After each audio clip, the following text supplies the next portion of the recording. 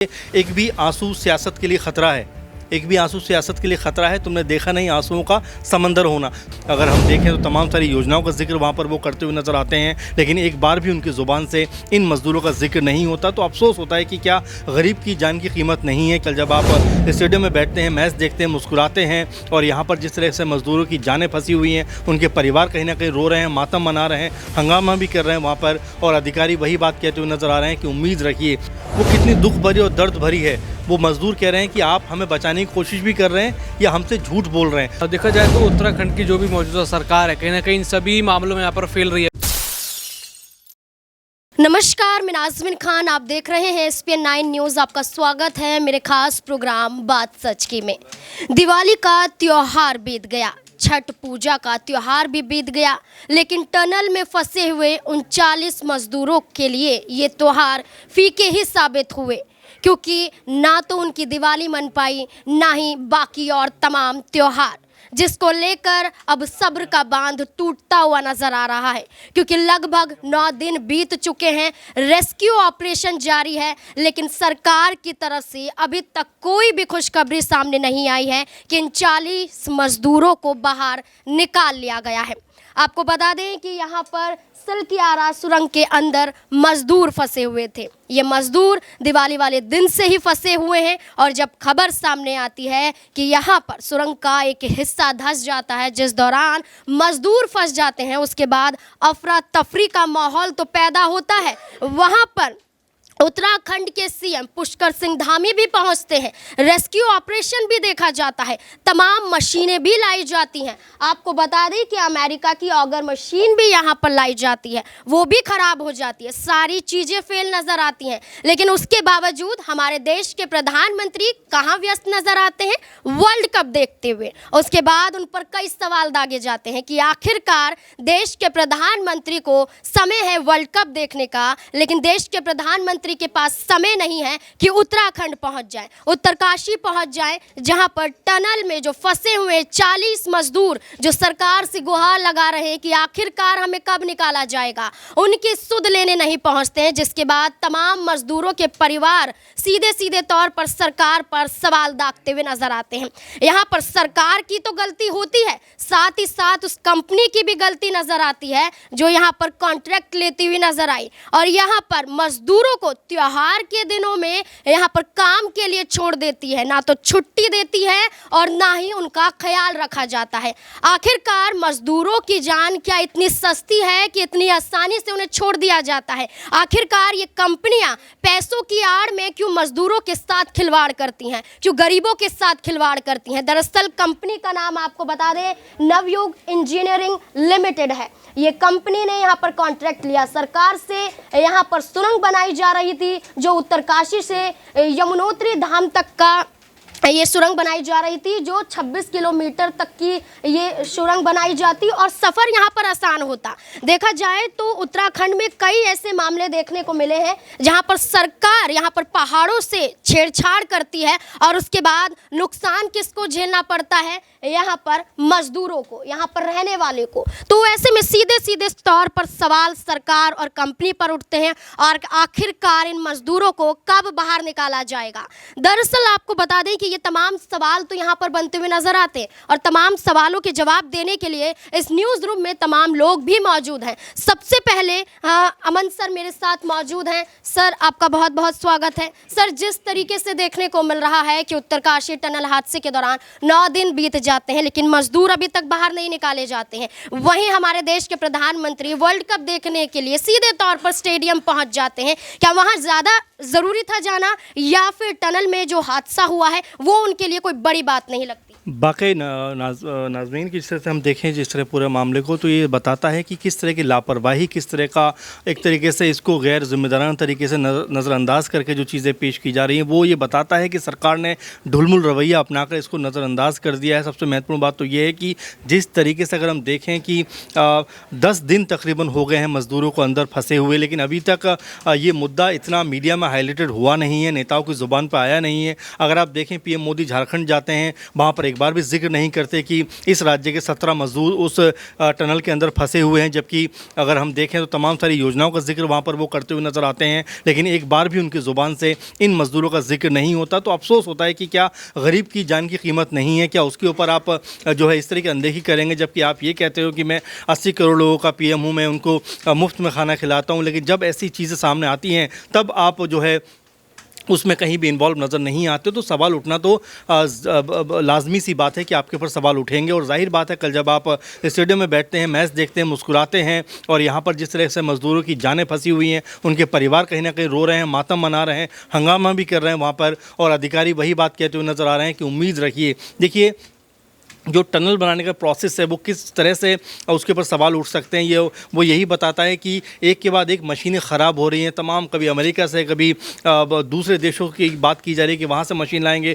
उससे हम काट कर निकालेंगे। तो क्या कोई पहले से इंतज़ाम नहीं था? अगर आप सोचिए, अगर आप 10 माले की बिल्डिंग बनाने की परमिशन देते हैं तो क्या वहाँ तक आप पानी को लेकर जा पाएंगे? अगर आग लगने की स्थिति है तो आपको सारी चीज़ें देख कर ही कहीं ना कहीं उसको परमिशन देनी होती है। लेकिन जिस तरह से ये मामला सामने आया है, घोर लापरवाही का मामला है, क्योंकि जो भी कंपनी इसको बना रही है कि उसके पास ऐसा कुछ नहीं था कि अगर ऐसी स्थिति हुई तो उसके बैकअप में वो क्या करेंगे, या उसके कह सकते हैं कि सुरक्षा प्रदान करने के लिए मजदूरों के लिए वो क्या करते हुए नजर आएंगे। कोई भी चीज़ इसमें ऐसी नज़र नहीं आ रही जो प्रोफेशनल हो। लेकिन चूंकि केंद्र में ही बीजेपी की सरकार है और राज्य में भी कहीं बीजेपी की सरकार है, तो इस तरह का मामला बहुत ज़्यादा हाईलाइटेड नहीं हो रहा है। लेकिन महत्वपूर्ण बात है कि 40 नहीं बल्कि 41 लोगों का उसमें बंद होने की बात सामने आ रही है। और देखिए, अंदर से जो आवाज़ आई है वो कितनी दुख भरी और दर्द भरी है। वो मज़दूर कह रहे हैं कि आप हमें बचाने की कोशिश भी कर रहे हैं या हमसे झूठ बोल रहे हैं। तो ऐसी बातें वो कह रहे हैं। एक मज़दूर ये कह रहा है कि भैया माँ को मत बताना कि मैं इसके अंदर बंद हूँ। सोचिए कितना दर्द, कितनी पीड़ा से वो मज़दूर कहीं ना कहीं गुजरते हुए नज़र आ रहे होंगे, कहीं ना कहीं परेशानी में इस समय होंगे। 10 दिन बहुत होते हैं नाज़मीन, और जिस तरह से लगातार देखा जा रहा है कि सरकार और तमाम जो एजेंसियाँ हैं वो सिर्फ बातें कर रही हैं, वायदे कर रही हैं, और ये कह रही हैं भगवान से प्रार्थना करिए, उम्मीद रखिए। और सरकार से अगर देखा जाए तो एक दिन तो पुष्कर धामी जो सीएम है वो जरूर पहुंचे, नितिन गडकरी जी कल पहुंचे, इसके अलावा अभी तक कोई भी नेता का ना तो कोई बहुत बड़ा बयान सामने आया है, ना ही कोई मुझे लगता है कि वहां पहुंचने की कोशिश कर रहा है। जबकि अगर देखा जाए तो सारी चीज़ों से ज़रूरी ये चीज़ अहम हो जाती है, कैसे आप उन 41 मजदूरों की जान बचाइए उसके ऊपर। लेकिन फिलहाल अगर मैं देखूँ या हम देख पा रहे हैं तो उतनी तत्परता नज़र नहीं आ रही है, ढुलमुल रवैया है। और यही वजह है कि वहाँ पर जो और भी मजदूर हैं बाहर जो हैं वो लगातार हंगामा कर रहे हैं, कह रहे हैं कि आप सिर्फ ड्रामा कर रहे हैं, उनको बचा नहीं रहे हैं बल्कि बचाने के दावे कर रहे हैं। लेकिन उन दावे, वो जितने भी दावे हैं सब खोखले फिलहाल नज़र आ रहे हैं।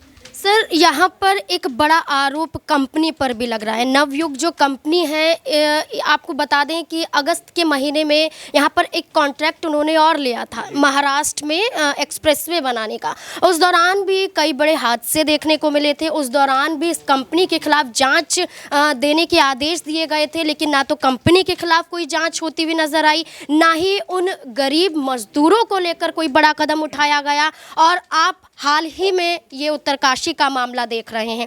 तो सवाल यहाँ पर ये बन जाते हैं कि आखिरकार सरकार ने दोबारा कॉन्ट्रैक्ट इस कंपनी को क्यों दिया। दूसरी बात कि यहाँ पर दिवाली के अवसर पर जहाँ लोग खुशियाँ मना रहे हैं वहाँ पर इनको छुट्टी तक नहीं दी जाती है, इनको काम के लिए भेज दिया जाता है। और उसके बाद जब फंस जाते हैं तो यहाँ पर सिर्फ ये कहा जाता है कि रेस्क्यू ऑपरेशन जारी है। तो सवाल उठने लाजमी नहीं होते ये तमाम। जी बिल्कुल। और देखिए, सबसे महत्वपूर्ण बात आपने सही कहा कि दीपावली का वो दिन था 12 नवंबर, तो जो दुनिया पूरा देश जो है और दुनिया में तमाम हमारे देश के जो लोग हैं वो उस दिन खुशी में डूबे हुए थे, लेकिन इनकी ज़िंदगी में अंधकार आ गया। आप देखिए कि हम रोशनी का पर्व कहते हैं दीपावली को, लेकिन जिस तरह से इन मजदूरों के साथ में ज़्यादती हुई कि इनको उस खदान के अंदर, उस टनल के अंदर डाल दिया गया कि यहाँ से आप काम करिए, आपको छुट्टी नहीं मिलेगी, तो अपने आप में ये दुख की जो पराकाष्ठा मैं कहूँगा हो सकती है। और सबसे महत्वपूर्ण बात देखिए, चाहे कंपनी कोई भी हो, अगर उसके पास कोई इसका प्लान नहीं है तो मेरे ख्याल में ज़रूर ये दायित्व सरकार का है, उसको जो कॉन्ट्रैक्ट दे रहे हैं उस सरकार का है कि किस आधार पे आप उसको कॉन्ट्रैक्ट दे रहे हो। अगर इसमें कोई भी प्रॉब्लम हुई तो उससे निपटने का कोई साधन आपके पास है। लाइसेंस रद्द होने का भी कोई? जी बिल्कुल, और होना भी चाहिए।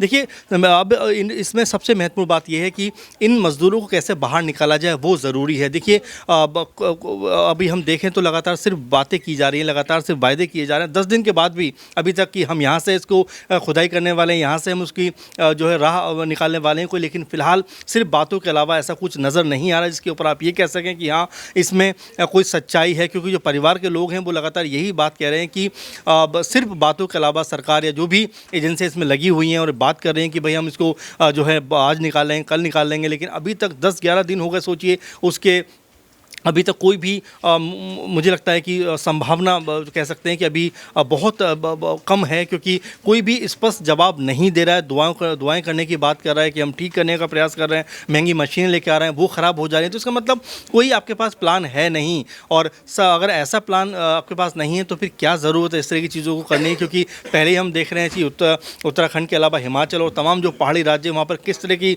जो त्रासदी देखने को मिली, अभी 2-3 महीने पहले की ही बात है। तो ऐसे में सरकारों को भी सोचना चाहिए कि सरकार लगातार जो पहाड़ काटने का इस तरह का विकास करने की योजनाएं बना रही हैं वो कितनी दुखद और कितनी मुश्किलों भरी हो सकती हैं, और ऐसे में मज़दूर जो बहुत निम्न वर्ग से आते हैं, कमज़ोर परिवारों से आते हैं, उनकी ज़िंदगी इस तरह से अगर बंद हो जाए तो परिवारों का खर्चा और उनका जो कह सकते हैं कि जीवन कैसे स्टॉप हो जाएगा, उसको लेकर भी ज़रूर सोचा जाना चाहिए। क्योंकि मज़दूर जो अंतिम पायदान पर खड़ा है वो किसी तरह से अपनी ज़िंदगी को चलाने का प्रयास कर रहा है, लेकिन ऐसे ख़तरनाक हादसों में जब उसकी ज़िंदगी कहीं ना कहीं दाव पे लग जाती है तो कोई बैकअप प्लान हमारे पास नहीं है। ये सबसे बड़ा हैरान करने वाला मामला है, क्योंकि देखिए एक भी आंसू सियासत के लिए ख़तरा है, एक भी आंसू सियासत के लिए ख़तरा है। तुमने देखा नहीं आंसुओं का समंदर होना, तो ये जो बात है ये ज़रूर समझना चाहिए, क्योंकि अपनी गद्दी के ऊपर आप बैठे हो और अब इस समय आप पोजीशन पे हो और आप ऐसी हरकत करोगे तो अगली बार आप पद से हट भी सकते हो, क्योंकि ये पद आपके पास हमेशा के लिए नहीं है। ऐसे में आपने क्या किया क्या नहीं किया उसका भी लेखा जोखा आपको देना पड़ेगा। जी बिल्कुल, यहाँ पर अब सोचने वाली बात यह है कि मजदूरों को कैसे बाहर निकाला जा सके, क्योंकि रोते बिलखते परिजनों के हालातों को देखें तो यहाँ पर हर कोई भावुक होता हुआ नजर आएगा। एक माँ टनल के बाहर इंतज़ार करती है कि उसका बच्चा कब बाहर निकलेगा, तो एक बेटा यहाँ पर अपनी माँ को लेकर अपने भाई से ये कहता हुआ नज़र आता है कि माँ को मत बताना कि मैं टनल के अंदर फंसा हुआ हूँ। तो ये सारी बातें दिल को कचोटती हुई नज़र आती हैं और सवाल सरकार पर ही दागे जाते हैं कि आखिरकार सरकार ये सारी चीज़ें क्यों करवाती हैं, आखिर कहाँ पहाड़ों से छेड़छाड़ क्यों होती है, जबकि मालूम हो कि पहाड़ी इलाकों में ऐसी त्रासदी हमेशा से देखने को मिलती है। और ऐसे में दौलत मेरे साथ मौजूद है। दौलत, आपसे सीधा सवाल यही रहेगा कि सरकार इससे पहले भी उत्तराखंड कई पहाड़ी इलाकों में ऐसे काम करा चुकी है और वहाँ पर त्रासदी हमें देखने को भी मिलती है। काम कराइए या मत कराइए, ऐसी त्रासदी हमें देखने को मिलती है कि पहाड़ टूट के गिर रहे हैं, कहीं आपदा आ जाती है। तो यहाँ पर प्रकृति के साथ ऐसा खिलवाड़ क्यों किया जाता है, जबकि सीधे तौर पर उन्हें मालूम भी है, फिर भी सरकार यहाँ पर अपनी वाहवाही के लिए कि उनकी सरकार की तारीफ होगी तो यहाँ पर ऐसे काम करवाती हुई नजर आती है। पर सरकार पर असर नहीं पड़ता। असर किस पर पड़ता है? गरीबों पर असर पड़ता है, मजदूरों पर। आखिरकार क्या उनकी जान इतनी सस्ती है जो इतना खिलवाड़ किया जा रहा है? देखा जाए तो उत्तराखंड की जो भी मौजूदा सरकार है कहीं ना कहीं इन सभी मामलों में यहाँ पर फेल रही है। विकास की बात वो करती है, लेकिन विकास के साथ साथ जो सुरक्षाएं हैं उसको भी यहाँ पर देखना जरूरी है कि किन सुरक्षा गणमानों के साथ आप जो है इतने मजदूरों को सुरंग में भेजते हैं या फिर जहाँ भी आप एक काम करवा रहे हैं वहाँ पर सबसे पहले देखना चाहिए। और आपदा, इस बीच बहुत 1-2 आपदा और आई, वहाँ पर रेस्क्यू ऑप्शन जितनी जल्दी से होना चाहिए था, जितनी रफ्तार वहाँ दिखानी चाहिए थी, शायद वो रफ्तार वहाँ नहीं दिखी। इतने दिनों से मजदूरों का फंसा होना, सारी मशीन वहाँ फेल हो जाना, यानी उस पूरे प्रोग्राम को बनाने से पहले, इस पूरे प्रक्रिया को बनाने से पहले वहाँ पर सही से जो है आकलन नहीं हुआ कि किस तरीके से वहाँ पे आगे काम करेंगे तो क्या मुसीबत आ सकती है। क्योंकि ऐसे पहाड़ी क्षेत्रों में सबसे पहले देखा जाता है कि कहीं कोई दुर्घटना ना हो जाए, लेकिन लगता है कि यहाँ पर कुछ यहाँ पे या तो भ्रष्टाचार यहाँ पर है, उसमें सरकार लिप्त है और इसलिए ये सब चीज़ें गणमान्य की नहीं देखी गई। यहाँ पर कंपनी ने अपना टेंडर बढ़ाने के लिए यहाँ पर ऐसा किया होगा, तो कहीं ना कहीं भ्रष्टाचार ही एक चीज़ वजह होती है जिसके चलते यहाँ पर जो है इसका खामियाजा गरीबों को और मजदूरों को भुगतना पड़ा। जी बिल्कुल, अब सिर्फ सवाल वही है कि यहाँ पर अब मजदूरों को कैसे भी करके बाहर निकाला जा सके। बार बार ये नहीं सुना जाएगा कि रेस्क्यू ऑपरेशन जारी है, ये नहीं देखा जाएगा कि सीएम टनल के वहाँ पर पहुँचे, नितिन गडकरी यहाँ पर जो सड़क परिवहन मंत्री हैं वो पहुँचते हुए नजर आए। बात सिर्फ यहाँ पर यही रहेगी आखिरकार मजदूरों को कब बाहर निकाला जाएगा, क्योंकि आवाज़ें वहाँ से आती हैं कि सरकार क्या सो रही है, सरकार क्या हमें बाहर निकालने का ड्रामा करती हुई नजर आ रही है। वहीं मजदूरों के परिजन यहाँ पर आपाक होते हुए दिखाई दे रहे हैं। तमाम मुद्दों को लेकर सरकार को क्या राय देना चाहेंगे? क्या लगता है क्या वापस यहाँ पर जो 40 मजदूर हैं कब तक बाहर निकलकर सामने आएंगे? क्या लगता है कमेंट बॉक्स में ज़रूर बताएं। देखते रहे SPN 9 न्यूज़। धन्यवाद।